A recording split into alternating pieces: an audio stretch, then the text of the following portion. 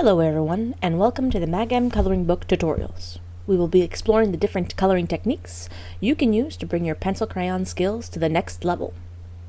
You are going to need a set of pencil crayons. I suggest a set of 24 or more in order to give you the best variety in color, and of course a handy dandy sharpener. Gotta keep those pencils sharp. In today's video, we are going to be going over the Autmn coloring page. In this page, I will show you how to get that textured effect in trees. And remember, it's all about layering. But first things first, let's pick out our colors. For the trees, I'm going to need a dark green, a mid green, a yellow green. Then we're going to need a brown for the bark. For the rest, I'm going to stay within the Autmn feel by selecting two different types of yellow, a light and a dark tone, mainly in the ochre, two oranges in the terracotta or burnt orange section. I'm also going to choose an earthy pink and a red. As usual, I will also have my white for the highlights and sepia for the shadows. Now that I have my colors selected, I can get started on the coloring. I always pick my colors beforehand to help me plan out my drawing. The first thing I'm going to do is cover the whole drawing with a light coloring layer to map out my colors.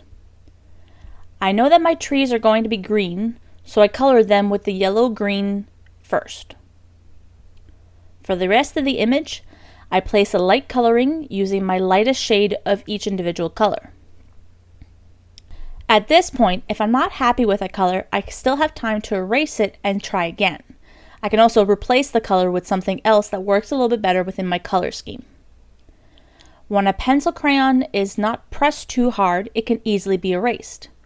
Once we start saturating the color, it is possible, but it's much more complicated to erase a color. With my colors mapped out, I can start saturating them. The trees are my favorite part, and my philosophy is leave the best for last, so I'm going to leave them for the end. For the spheres at the top, I'm going to imagine that the light source is coming from the organic shapes in front of it. So I'm going to make the lightest point the portion which is closest to the shape, which is going to be yellow, and the darkest point is going to be the place closest to the trees. So I add my shadow using my darkest tone or my sepia, and then I add a white highlight on the opposite side of the sphere closest to the yellow shape. Then I use my orange to blend everything in. I then go back in with my darker orange just to create a little bit more depth on my darker side. I continue with my orange until all the sections which I have designated to be filled with orange are filled. I make sure that every shape follows the same rules as to where the lightest and darkest points are, and just to make sure that everything is loose but uniform. Once my orange sections are done, I'm going to do the same thing with the tree bark, but using short strokes in order to emulate the bark texture. For the larger details, I place my shadows wherever an object is either touching or is going over a section. My lightest point will be the portion opposite to those dark sections. The same thing goes for the flower-like shapes below the yellow shapes. I keep it loose and fun, adding white where I want to have highlights to make it pop, and adding sepia where I'm going to create shadows, just to create a little bit more depth. Once all this is done, I get to move on to my favorite part, the trees. I'm going to work one tree at a time, making sure I repeat the process as I go.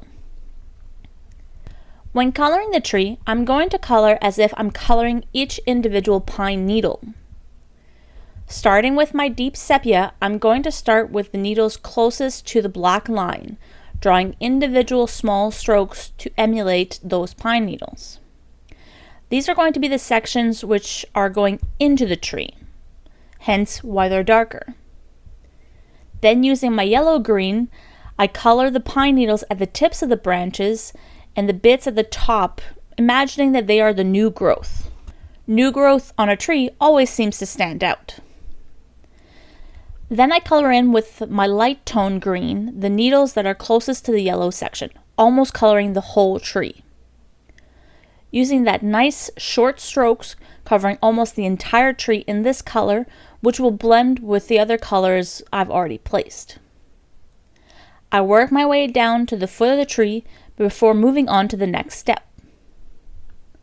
The final step before moving on to the next tree is going to be taking my dark green and defining the portions of my tree, working my way from the sepia towards my mid-tone greens, creating a hole and a transition between each tone. The reason I use 4 colors and the short strokes is that in the end it's going to give a depth to the trees, helping it come to life on the page. I love coloring trees. It might be my favorite texture to do because even if I change the color, so long as I follow the formula, those trees will come to life. If you're wanting to color your trees a completely different color, let's say blue, try to add a brilliant hue on the highlights like a light purple. Purple is made with blue, so it still matches but gives off a little bit more punch at the end. Once I've completed the last tree, we're done. Probably one of the simplest techniques we're working through, but worth every second spent. I hope you have fun, and that's the most important part in the end. Thank you very much for watching, and I hope this brings your coloring skills to the next level. Remember to have fun with your coloring, and remember where your light source is. Please share your finished drawing on Instagram, Twitter, Facebook, or TikTok using the hashtag MAGAMColoring2022. And with that, we will see you next time. Happy coloring!